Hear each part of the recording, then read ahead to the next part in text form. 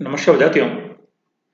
Chemical kinetics में आज हम कुछ ऐसी रासायनिक अभिक्रियाओं की चर्चा करेंगे जिनकी क्रियाविधि हम केमिकल काइनेटिक्स के अंतर्गत पढ़ते हैं या केमिकल काइनेटिक्स के ज्ञान से अभिक्रिया की कोटि के निर्धारण से हम उन केमिकल रिएक्शंस की क्रियाविधि के बारे में कुछ प्राइमरी जानकारी दे पाते हैं।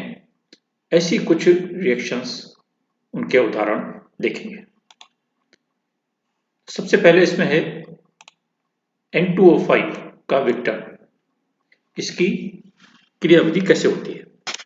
N2O5 के लिए, इनके विघटन के लिए हम इस तरीके से इक्वेशन लिखते हैं 2N2O5। ये 4 मॉलिक्यूल NO2 और 1 मॉलिक्यूल ऑक्सीजन में विघटित होता है। अभी ऐसी स्थिति में यदि हम इस विघटन की रिएक्शन को देखें तो यहाँ पर 2 मॉलिक्यूल N2O5 की अभिक्रिया में भाग ले रहे हैं, तो इसकी अणु संख्या कितनी हो गई? 2। ऐसी स्थिति में हम कह सकते हैं कि इसकी अभिक्रिया की कोटि भी 2 होनी चाहिए, यानी इन दोनों मॉलिक्यूल्स की या N2O5 की कुल सांद्रता पर अभिक्रिया का वेग निर्भर करना चाहिए। ऐसी स्थिति में उसके लिए हम वेग इक्वेशन क्या लिख सकते थे? अभिक्रिया का वेग बराबर K इंटू N2O5 की 2 घात, ब्रैकेट में लिखा है तो ये N2O5 की सांद्रता है और इसकी द्वितीय घात के समानुपाती अभिक्रिया का वेग होना चाहिए। लेकिन प्रयोगों द्वारा यह पाया गया कि अभिक्रिया का वेग प्रथम घात के ही समानुपाती होता है, द्वितीय घात के नहीं है। तो इसका तात्पर्य यह है कि जो अभिक्रिया N2O5 के विघटन की चल रही है वो एक पद में ना होकर 2 या 2 से अधिक पदों में पूर्ण हो रही है, और उसमें कोई जो वेग के निर्धारण का पद है, जब भी कोई अभिक्रिया 2 या 2 से अधिक पदों में संपन्न होती है तब उसमें कोई एक पद अभिक्रिया के वेग को निर्धारित करता है। यदि एक ही स्टेप में रिएक्शन है तो वही स्टेप अभिक्रिया के वेग को निर्धारित करेगा। लेकिन यदि 2 या 2 से अधिक अणु भाग ले रहे हैं और उसकी अभिक्रिया की कोटि उतनी नहीं है जितनी होनी चाहिए, तो इसका तात्पर्य है कि उस अभिक्रिया की जो क्रियाविधि है वो 2 या 2 से अधिक पदों में संपन्न हो रही है और वेग निर्धारण का पद कोई और है। क्योंकि यहां पर जो हमने ये N2O5 की अभिक्रिया लिखी है ये संपूर्ण अभिक्रिया है, तो ये अभिक्रिया इस तरीके से ना होकर बल्कि कई पदों में पूर्ण हो रही है, ऐसा अनुमान लगता है। ऐसी स्थिति में जो वेग निर्धारण का पद होता है वो इसका मतलब ऐसा है जिसमें कि N2O5 का सिर्फ एक ही अणु अभिक्रिया में भाग ले रहा है। तो ऐसी स्थिति में हम N2O5 को इस 3 पदों में विघटित हुआ मानते हैं कि N2O5 का एक अणु ये पहले N2O3 और ऑक्सीजन में विघटित होता है और फिर इस तरीके से सेकंड और द्वितीय पद चलता है। इसमें प्रथम पद मंद गति से और द्वितीय और तृतीय पद तीव्र गति से चलता है। यदि क्योंकि हर अभिक्रिया के वेग यदि हम निर्धारित करें तो वो अलग लगाएंगे, तो ऐसी स्थिति में कौन सी अभिक्रिया उसके वेग को प्रभावित कर रही है या वेग समीकरण के लिए मानी जाएगी, वो इस बात पर निर्भर करती है कि कौन सा स्टेप, यानी जो हमने 2 या 2 से अधिक पदों में अभिक्रिया लिखी है, जैसे यहाँ पर 3 पदों में लिखी है, तो कौन सा पद या कौन सा स्टेप सबसे धीमी गति से यानी मंद गति से चल रहा है, उस पर अभिक्रिया का वेग निर्भर करता है। बाकी 2 तीव्र गति से चल रहे हैं, तो यदि ये 2 पद तीव्र गति से चल भी रहे हैं लेकिन जब तक ये पद कंप्लीट नहीं होगा तब तक दूसरा या तीसरा पद पूरा नहीं होगा। तो जो ओवरऑल रिएक्शन है वो पहले स्टेप पर ही निर्भर करेगी इसका वेग। तो इसमें पहला पद ही वेग निर्धारण का पद होगा जिसमें सिर्फ N2O5 का एक मॉलिक्यूल अभिक्रिया में भाग ले रहा है, और ऐसी स्थिति में हम उसके वेग समीकरण को लिख सकते हैं K इंटू N2O5 और यहाँ पर इसकी पावर 1। तो ये प्रथम कोटि की अभिक्रिया हो जाती है, जबकि यहाँ पे इसकी अणु संख्या 2 है।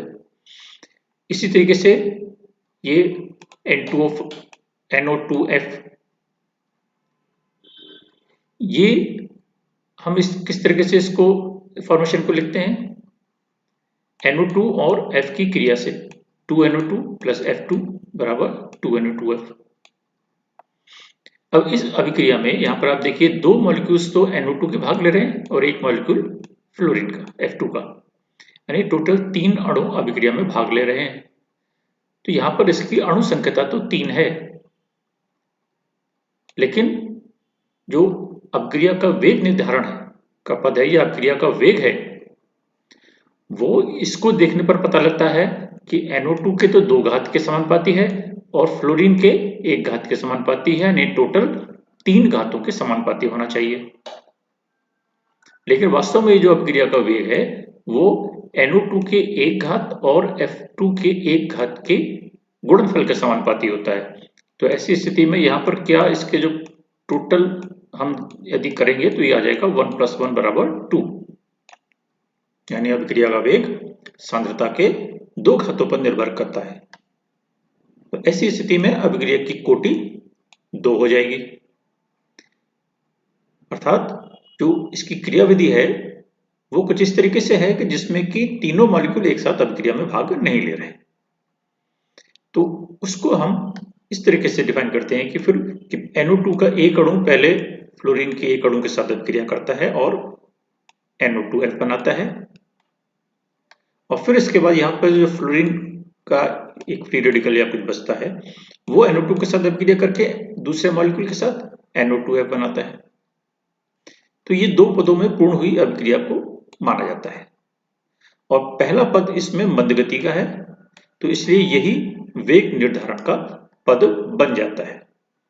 तो ऐसी स्थिति में अभिक्रिया का वेग NO2 के 1 घात और F2 के 1 घात के गुणनफल के समानुपाती पाया जाता है। तो ऐसी स्थिति में हम बता सकते हैं कि उसकी अभिक्रिया एक पद में ना होकर 2 पदों में संपूर्ण हो रही है। इसी तरीके से H2O8 और iodide potassium peroxide, peroxy disulphate और पोटेशियम आयोडाइड Ki, इसके बीच भी कुछ अभिक्रिया अलग तरीके से होती है। अब ये अभिक्रिया इस तरीके से लिखी जाती है जो हम पेपर पे लिखते हैं, यानी यहाँ पर आयोडाइड के 2 आयंस और H2O8 का 1 आयन, तो टोटल यहाँ पर हम कह सकते हैं कि 3 पार्टिकल्स हो गए। तो अभिक्रिया की गति या अभिक्रिया का वेग भी सांद्रता के 3 घातों के समानुपाती होना चाहिए, लेकिन ये H2O2 की 1 घात और आयोडाइड आयन के 1 घात के समानुपाती होता है, यानी ये द्वितीय कोटि की अभिक्रिया है। तो ऐसी स्थिति में फिर हम उसके लिए अलग अलग पद निर्धारित करते हैं या बताते हैं कि ये जो क्रियाविधि है वो कुछ इस तरीके से चलती है जिसमें कि ये 3 स्टेप्स हैं, और इसमें से जो पहला स्टेप है वो मंद गति का है, और इसमें H2O8 का 1 पार्टिकल और आयोडाइड का 1 पार्टिकल अभिक्रिया में भाग ले रहा है। तो ये हमारा रेट डिटर्मिनिंग स्टेप या क्रिया के वेग निर्धारण का पद बन जाता है, जिसमें कि 2 सांद्रता के पद हैं, इसलिए ये द्वितीय घात के समानुपाती हो जाता है। तो अणु संख्या भिन्न होते हुए भी इसकी कोटि भिन्न हो जाती है। इसी तरीके से Ki और FeCl3, इसके बीच की अभिक्रिया वो इस तरीके से लिखी जाती है 2FeCl3 + 6Ki बराबर 2Fe2, फेरिक आयोडाइड 6KCl और आयोडीन। अब यहाँ पर आप देखिए 6 और 2 8 मॉलिक्यूल्स हो गए, तो यहाँ पर इसकी अणु संख्या तो 8 हो गई, लेकिन कोटि 8 नहीं हो सकती। कोटि के निर्धारण के लिए जब इसके पाया गया, इसका प्रैक्टिकल किया गया, प्रयोगों द्वारा निर्धारित किया गया, तो ये पाया गया कि अभिक्रिया का वेग फेरिक क्लोराइड के 1 घात के और Ki की 2 घात के समानुपाती होता है। तो 1 + 2 बराबर 3, अर्थात अभिक्रिया की कोटि 3 है। तो ऐसी स्थिति में फिर हम उसको बताते हैं कि यह अभिक्रिया एक पद में ना पूर्ण होकर बल्कि कई पदों में संपन्न हो रही है। और उसके लिए फिर हम इस तरीके से इसकी मैकेनिज्म दी गई कि फेरिक क्लोराइड का एक अणु और 2 अणु पोटेशियम आयोडाइड के। वेग निर्धारण करने के लिए हम अलग अलग तरीके से निर्धारित कर सकते हैं कि ये फेरिक क्लोराइड पर किस तरीके से निर्भर कर रहा है, फेरिक क्लोराइड की सांद्रता पर, और Ki की सांद्रता पर किस तरीके से निर्भर कर रहा है, अलग अलग निकाल सकते हैं। तो ये पाया गया कि फेरिक क्लोराइड की एक सांद्रता पर निर्भर करता है और पोटेशियम आयोडाइड की द्वितीय घात पर, सांद्रता की द्वितीय घात पर निर्भर करता है। अर्थात जो वेग डिटर्मिनिंग स्टेप है या जो वेग के निर्धारण का पद है वो ऐसा होना चाहिए जिसमें फेरिक क्लोराइड का एक अणु और पोटेशियम आयोडाइड के 2 अणु अभिक्रिया में भाग लेते हैं। तो उसको हम कुछ इस तरीके से फिर इक्वेशन को बनाते हैं और फिर इसके बाद सेकंड इक्वेशन लिखते हैं जो कि तीव्र गति से होती है। तो 2 स्टेप्स में हम इस अभिक्रिया को लिखते हैं और ये वाला जो फर्स्ट स्टेप है ये हमारा रेट डिटर्मिनिंग स्टेप हो जाता है। प्रथम पद वेग निर्धारण का पद हो जाता है। इसी तरीके से एसीटोन और हैलोजन, इनमें भी कुछ इस तरीके से अभिक्रिया होती है। ये एसीटोन है और ये हैलोजन है, इस तरीके से हमारी अभिक्रिया हुई। लेकिन अब यहाँ पर 2 अणु है, अणु संख्या तो 2 है, लेकिन जब इसका वेग डिटरमाइन किया गया तब ये पाया गया कि अभिक्रिया का वेग एसीटोन की एक सांद्रता पर निर्भर करता है। तो ऐसी स्थिति में फिर हम उसकी मैकेनिज्म अलग तरीके से देखते हैं। तो कोटि के निर्धारण से हम अभिक्रिया के वेग को या अभिक्रिया उसके वेग निर्धारण के बाद अभिक्रिया की मैकेनिज्म को कुछ हद तक समझा पाते हैं।